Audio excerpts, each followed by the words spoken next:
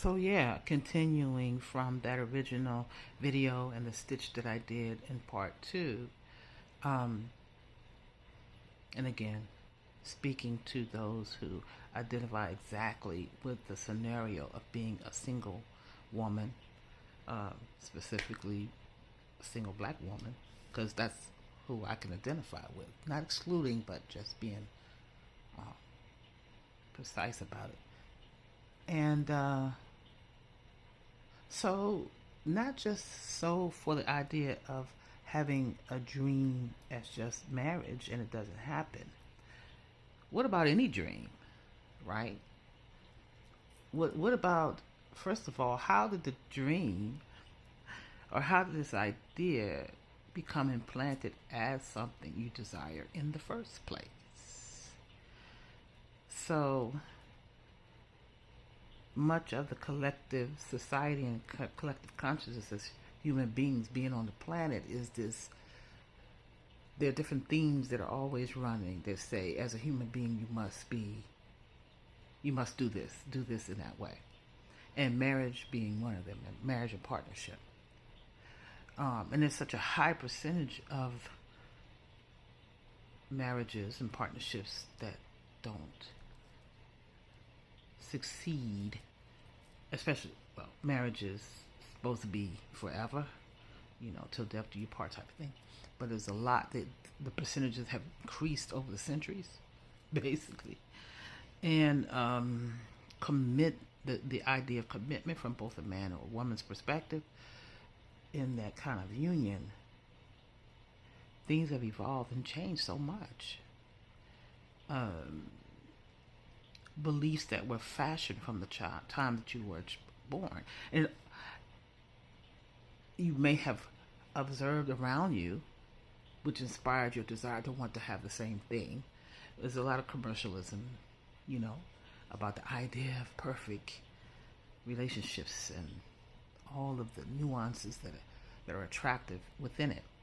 But one of the things that, for me personally, I have observed is that I'm still ever evolving and understanding myself. So, do people consciously get into a union and marriage where they've committed to evolve together, where they've committed to recognizing their beloved's evolutionary possibilities and yours as well, and cultivating each other's elevation of awareness? If you don't ask those questions to know, there could be a mountain that one wants to climb, and the other may just want to chill at the cabin. Right? Are they in agreement with each other's way of having freedom and individualism within it and be okay? Or are you talking enough to understand what you really want out of the union and partnership and how that will change as time goes on? Yeah.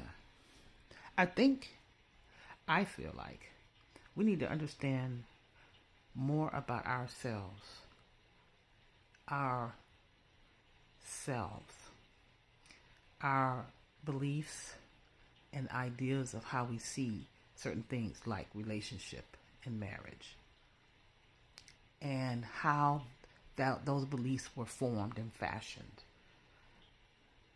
If you don't have examples of success within your immediate trajectory, you may have been raised in a two-parent household, but doesn't mean that there was mutual respect between the parents. It could be they were just there. Maybe it was mama always tending to the children, taking them to church or whatever, and dad he just brought home the bacon. Or you could have been in a household that's the same thing, but one was abusive to each other, or they were abusive towards each other, verbally, mental abuse, or let's take it further, physical abuse. Maybe mama was being physically abused. even though there was a two-parent household. Then you've got the single-parent household, where the single mother maybe doesn't have. There's no example of the male that the daughters and the sons can see as an example of how they should do it. So, you come from different experiences, and when they become adults, you'll either repeat the cycle of what you've experienced, or go the opposite way, saying, hey, I'm choosing not to do that. I'm going to do all I can not to. So what does that work look like? You could pursue wanting to do it, but have you done the work within yourself to prepare yourself for the highest possibility? Do people take time? And I've only been doing this in the last 15 some odd years.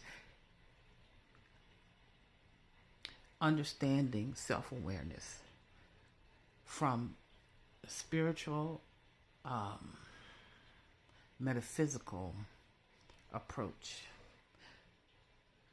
Yep, diving into ancient technology to be aware of that, one of the systems being astrology. Understanding other spiritual teachings and technologies that have been around since the beginning of time. Understanding how you're spiritually wired. Yeah. Based on the alignment of the planets at the time you were born. Based on an awareness of your spiritual makeup, your chakras. Understanding brainwave patterns. Understanding your subconscious mind. Which, by the way, if you don't know, everything out picturing in your universe, out picturing your life, the mind has two pilots. And conscious mind, subconscious mind, or unconscious mind. 90% of the mind, if you see the mind as a ship, there are two operators. Conscious, there's an operator. Subconscious, captain, if you will, operator of the ship. And 90% of your outer world is from the unconscious mind. Yeah. So, understanding yourself and all those dynamics, understanding our universe, understanding quantum physics, understanding, if you ever took the time to dive into one of the astrology systems or a combination thereof, or numerology, understanding your intuitive makeup. Are you one who is designed, is your blueprint one where you have to follow the instincts of the heart or your gut or your senses? You understand your gifts and would complement or what a divine partner's energetic makeup would be, or taking a look at, if you're starting from now, your spiritual makeup, and running a chart for your beloved that you're with now, and seeing the pros where you're compatible and the cons, seeing the cons, and understanding steps and solutions to working through the cons. Are we doing that work?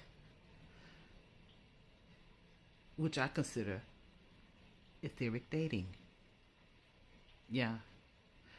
I received that download many years ago, etheric dating. And it is aligning with your partner based on an understanding of everything that I just said. Before marriage and partnering. I wonder what that would look like.